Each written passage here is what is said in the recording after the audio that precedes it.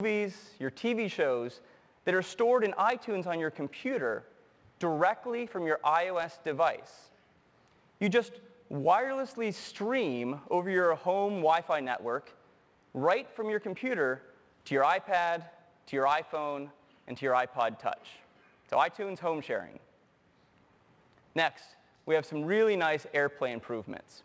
You know, it was only a few months ago that we released AirPlay, and it is absolutely the best way to get your photos, your music, your movies, and TV shows from your iOS device up to your television using Apple TV.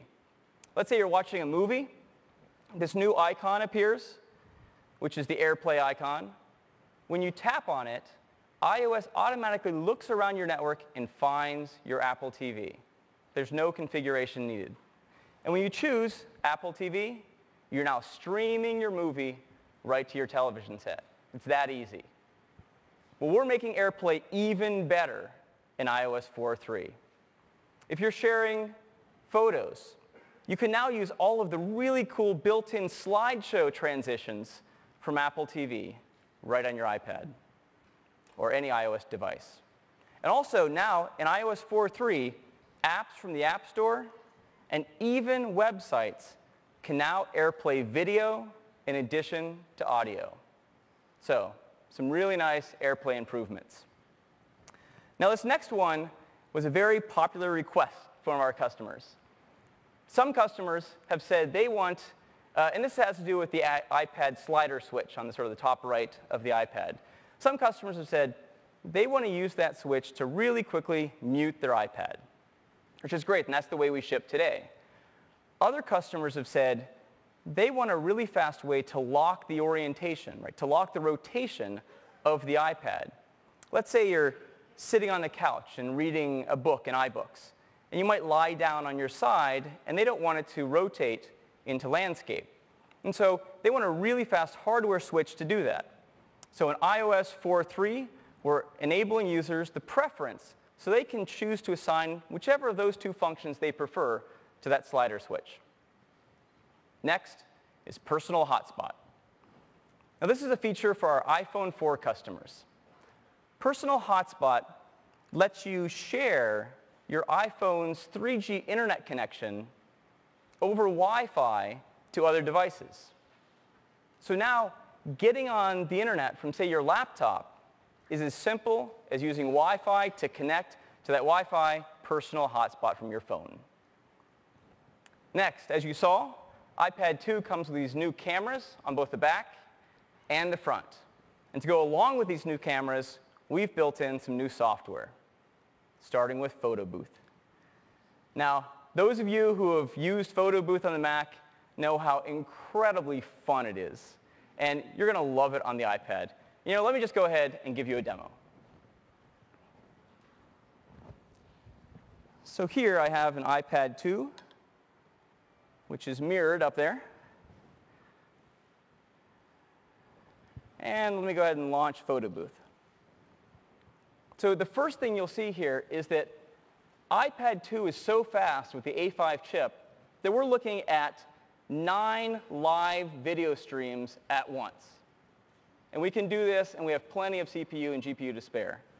Let me go ahead and choose one. I'll choose Mirror. Let's see if I can line this up right. Like this, and you can grab your head and pull it away. You can take a picture of yourself doing it, so let me see if I can do that. So here I am. And I took 2. And then you can share that with your friends. Let me go back, and here's thermal, so you can see what the predator would, how they would see me. And let me do one more. Let's say you're in a Picasso kind of mood, or some really bad surgery. So you can also take a finger and move the effect around yourself. So I can go there. There. Lovely. That's what I used when I met my wife. Right? So you can see that Photo Booth is incredibly fun on the iPad 2. And I know that my kids have spent countless hours playing with it on the Mac, and I know they're going to absolutely love it on the iPad. That's Photo Booth. Next is FaceTime. FaceTime is the best and easiest way to video conference. We support it on the iPhone, and we support it on the iPod Touch, and now we're bringing it to the iPad. You can FaceTime between two iPads, between an iPad and an iPhone or an iPod Touch, and between an iPad and a Mac. Let me go ahead and just give you a demo.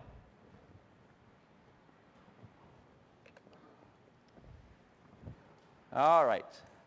Let me launch FaceTime here. You can see I have my buddy list on the right, so I'll go ahead and choose Michael.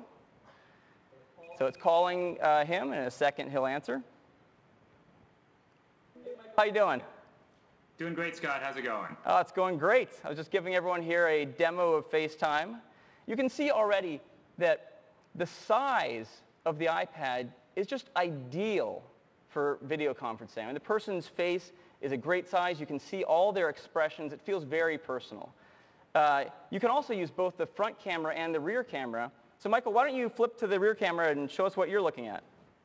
Sure thing, Scott. Okay, Michael's been locked in a very sad cafe. I'm so sorry.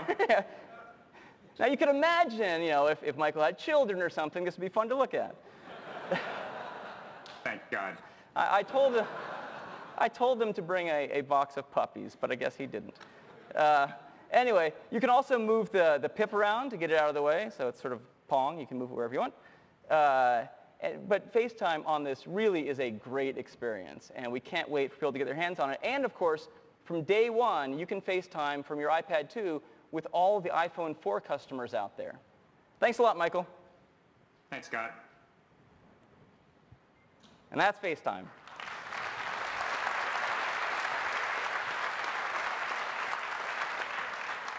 So these are just a few of the great enhancements and features that we're bringing out in iOS 4.3.